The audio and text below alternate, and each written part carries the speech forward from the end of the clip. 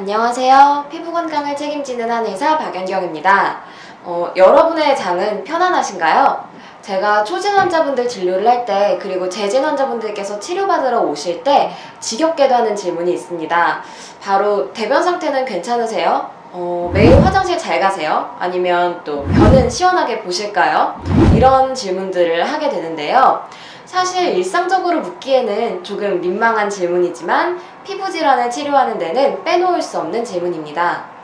아마 제 환자분들 중에 도대체 이 한의사는 왜 자꾸 내 변 상태를 궁금해하나 하면서 약간은 민망해 하셨던 분들도 계실 것 같은데요. 이 영상을 보시면 아마 그래서 매번 내 변 상태를 체크한 거구나 라고 하시면서 이해를 해주실 것 같습니다.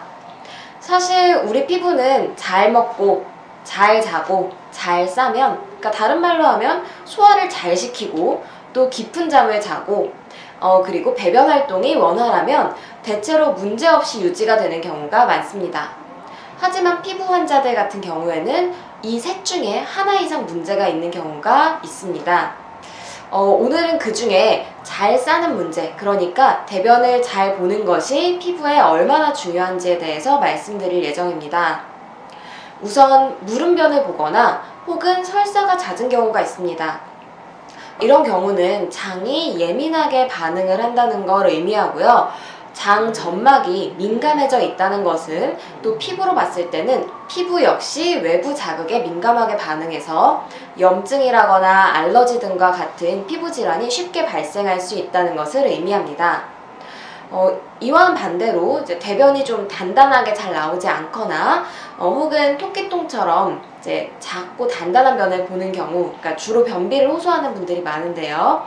이렇게 대변이 충분히 시원하게 나오지 않고 숙변이 계속 남아있는 경우에는 아무래도 나가야 할 독소가 충분히 배출되지 않고, 그리고 그 독소로 인해서 피부 염증이 생길 가능성이 높아지고 또 배출이 되지 않기 때문에 복압이 상승됨에 따라서 순환장애 또한 발생을 해서 독소 배출은 더욱 어려워지는 악순환의 고리에 빠지게 됩니다.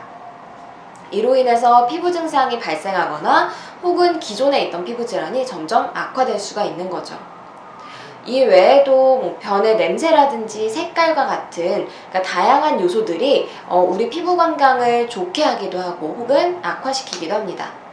그렇기 때문에 피부 질환이 있는데 변 상태가 건강하지 않다면 치료를 통해서 피부 질환뿐 아니라 변 상태 역시 같이 좋아지는 경우가 많습니다.